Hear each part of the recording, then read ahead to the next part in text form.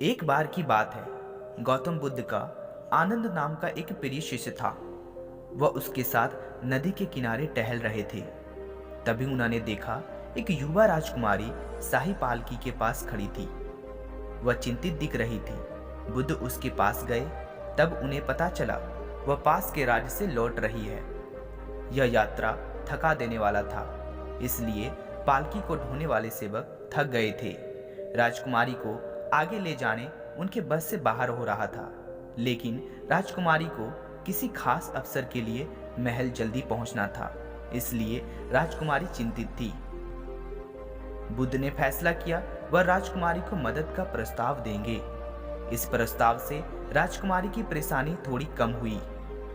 बुद्ध ने राजकुमारी को पालकी में बिठाया और अपने शिष्य आनंद के साथ पालकी को काफी दूर तक ले गए। बुद्ध की इस उदारता से सेवकों को भी खुद को तरोताजा करने का मौका मिल गया।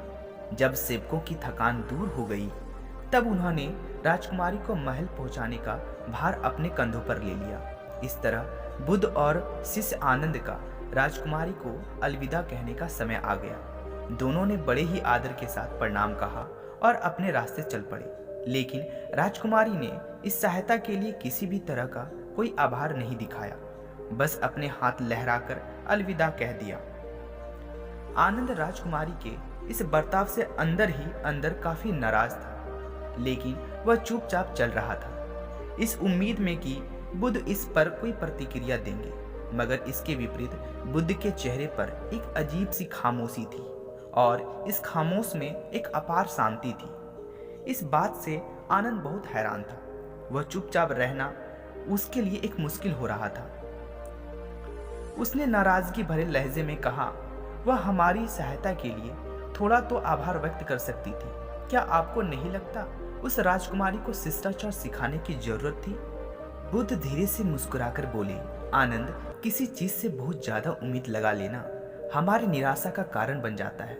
आनंद को यकीन नहीं हुआ कि बुद्ध ऐसा कैसे बोल सकते हैं। उसने कहा, हम उसे इतनी दूर तक ले गए, कम से कम वह मुस्कुराकर अलविदा तो कह सकती थी। क्या एक मुस्कान भी उसके लिए बहुत कीमती था? बुद्ध, मुझे सच में बहुत गुस्सा आ रहा है। आखिरकार हम उसे ढोकर इतने दूर तक ले गए थे। बुद्ध ने जवाब दिया, प्रिय शिष्य आनंद, मैं उस पालकी को घंटों पहले नीचे रख चुका हूँ, लेकिन तुमने अभी उस बोझ को क्यों उठा रहे हो?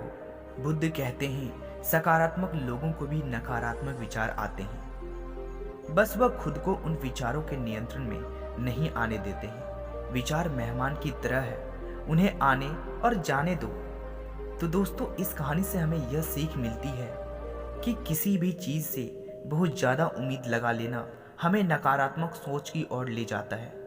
कोई कितना भी सकारात्मक क्यों ना हो, उससे भी नकारात्मक विचार आएंगे। बस हमें खुद को नकारात्मक विचारों के नियंत्रण में नहीं आने देना है। विचार को मेहमान की तरह समझना है, जिन्हें हम आने और जाने देते हैं।